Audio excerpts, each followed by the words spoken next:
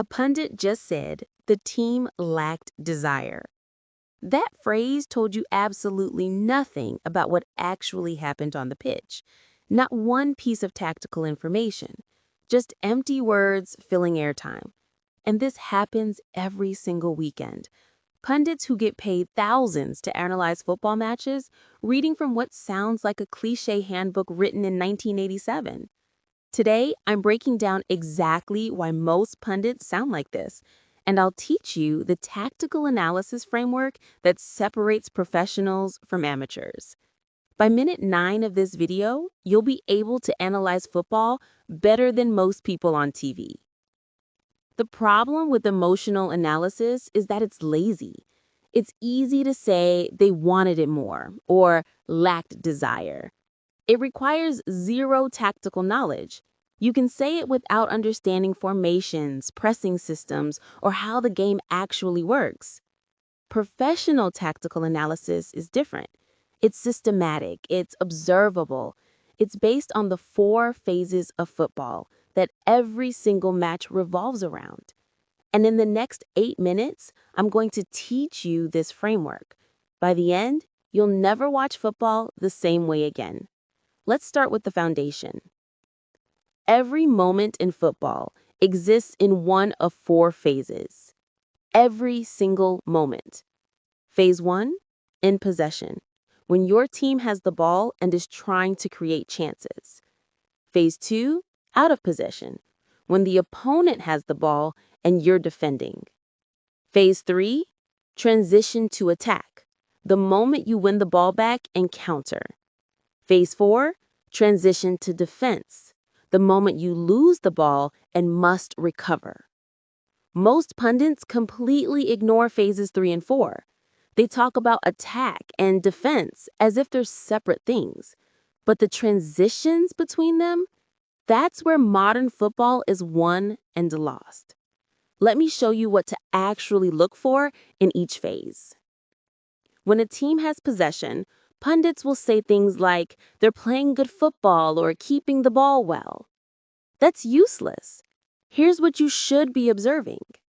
Build-up structure. How many players are involved?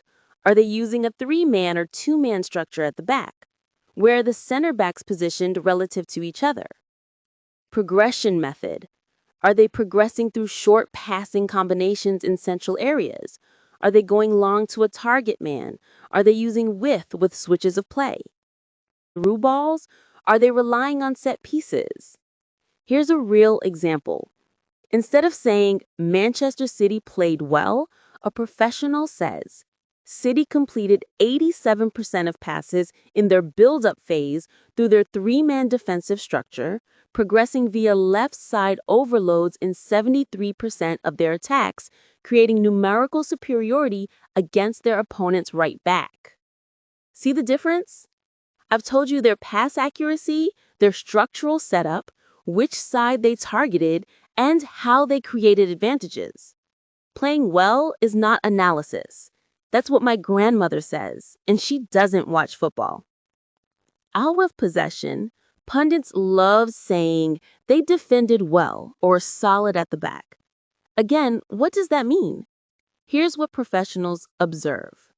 Defensive line height. Are they playing a high line at 35 plus meters from their goal? A mid-block between 25 and 35 meters, or a low block dropping under 25 meters? Pressing triggers. When do they press? Is it when the ball goes to the fullback? When the center back receives under pressure? Are they pressing at all or just holding their shape? Compactness. What's the distance between their defensive line and their midfield line? How much horizontal space exists between their players? Real example from a recent match. Liverpool maintained a 22-meter defensive block, won 71% of aerial duels, and forced Brighton wide in 84% of their attacking sequences. Their pressing trigger was the ball to Brighton's left center back, achieving a 67% success rate in regaining possession within 6 seconds. That's professional defensive analysis, not they defended well. I've given you specific measurements, success rates, and tactical details.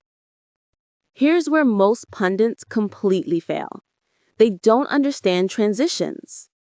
Transitions win matches in modern football. The best teams in the world are the best at transitioning quickly. Transition to attack. When you win the ball back, how quickly do you get it into the final third? How many players join the attack? What's your success rate? Professional example. Arsenal averaged 3.2 seconds from ball recovery to final third entry, involving 4 or more players in 67% of transitions, creating 1.1 expected goals from counterattacks alone. I have measured their speed, their player involvement, and their output in expected goals. Pundit version, good on the counter. What does good mean? How good? Why are they good at it? In transition to defense? Even worse. Pundits barely mention it. After losing possession, Liverpool's counter-press success rate dropped to 34% versus their season average of 58%, allowing Aston Villa an average of 4.2 seconds to establish possession in Villa's half before Liverpool could get organized. That's why Villa scored, not because Liverpool switched off, because their counter-pressing metrics declined and Villa exploited the time and space. Let me show you the difference between pundit analysis and professional analysis using a real match. Here's what the pundit said about this match. They played with intensity, showed desire, and got their rewards. Sometimes you just need to want it more. Okay, now here's the actual tactical analysis of the same match. In the 67th minute, the team transitioned from a 4-2-3-1 pressing shape to a 4-4-2 mid-block. This tactical adjustment reduced the opponent's final third entries from 12 in the first hour to just 4 in the final 30 minutes, a 67% reduction. It worked because it created numerical equality in wide areas where they had previously been outnumbered. Their two strikers pressing the center backs prevented the build-up phase from finding rhythm. Defensively, they forced the opponent wide in 89% of attacking sequences in this period, compared to just 56% in the first hour. This resulted in opponents' expected goals dropping from 1.4 to 0.3 after the tactical change. The winning goal came from the system. A forced wide pass was intercepted by the fullback who played forward immediately to the striker, checking short. He laid it off for the midfielder arriving late, which was the 14th time they attempted this pattern, and the third time it created a shooting opportunity. One analysis told you they wanted it more. The other analysis told you exactly what changed, when it changed, how it worked, what the measurable outcomes were, and how the goal came from the system. So there you have it, the 4-phase framework that separates professionals from amateurs who just talk about desire and passion. Next video, we're going even deeper. I analyzed 100 hours of football and discovered that 73% of goals come from just 5 specific tactical patterns. And I'm revealing all 5 patterns so you can spot them in real time. If you want to master tactical analysis, hit that subscribe button. Drop a comment with your analysis of that clip I just showed you. Thanks for watching. I'll see you in the next one.